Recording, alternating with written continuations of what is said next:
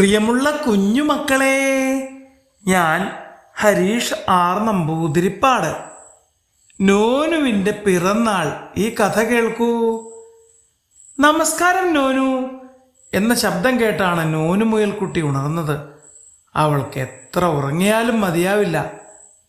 പതിവില്ലാതെ കൂട്ടുകാർ മാളത്തിനു മുന്നിൽ വന്ന് കൊട്ടും പാട്ടും മേളവും മുഴക്കി. ഉറക്കം നഷ്ടമായ സങ്കടത്തോടെ നോനു പുറത്തിറങ്ങി ചെന്നു. സന്തോഷ ജന്മദിനം കുട്ടിക്ക്, സ്നേഹത്തിൻ നന്മദിനം കുട്ടിക്ക്, ഹാപ്പി ബർത്ത്ഡേ നോനു, ഹാപ്പി ബർത്ത്ഡേ നോനു. കൂട്ടുകാർ ഉറക്കെ വിളിച്ചു കൂവി. ഓ ദൈവമേ, ഇന്ന് എൻ്റെ പിറന്നാളാണല്ലോ! അവൾ അത്ഭുതപ്പെട്ടു. സുന്ദരി പെണ്ണേ നോനുക്കുട്ടി, വേഗം എഴുന്നേറ്റു വന്നിടുക, ഇന്നല്ലോ നിന്നുടെ ജന്മദിനം, ഒന്നിച്ചാഘോഷിച്ചിടാം. നോനു കണ്ണു തിരുമ്മി ചെന്നു നോക്കുമ്പോൾ കൂട്ടുകാരായ ഗ്യാരി മുയൽ, സോമു മാൻകുട്ടി, ഹാരി ആനക്കുട്ടൻ, നോനുമയിൽ, റോമിത്തത്ത എല്ലാവരുമുണ്ട്. അവൾക്ക് സന്തോഷവും സങ്കടവും ഒരുമിച്ച് വന്നു. അയ്യോ കഷ്ടം, കലോത്സവ തിരക്കിനിടയിൽ ഞാൻ മറന്നുപോയിരുന്നു. ആരും ഓർമ്മിപ്പിച്ചില്ല. അപ്പോഴേക്കും സിന്ധി മാഡം ഒരു പൂച്ചെണ്ടുമായി അരികിലെത്തി അവൾക്ക് സമ്മാനിച്ചു.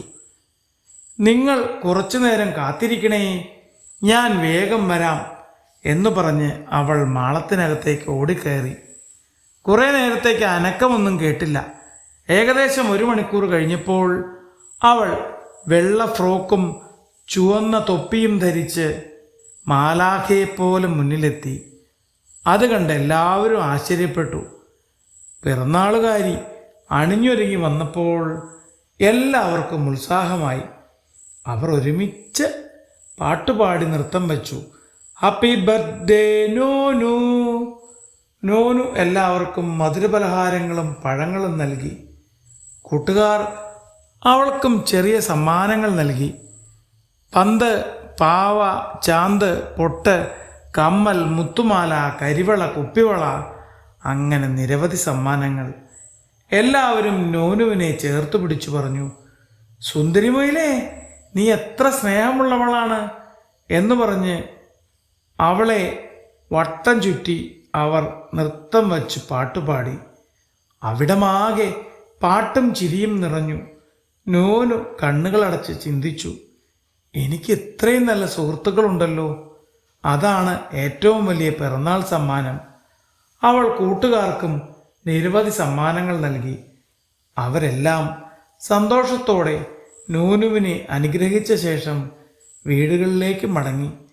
നല്ലൊരു പിറന്നാൾ ദിനം സമ്മാനിച്ച കൂട്ടുകാർക്ക് നന്ദി പറഞ്ഞ് നോനു വീണ്ടും മൂടി പുതച്ച് കിടന്നുറങ്ങി.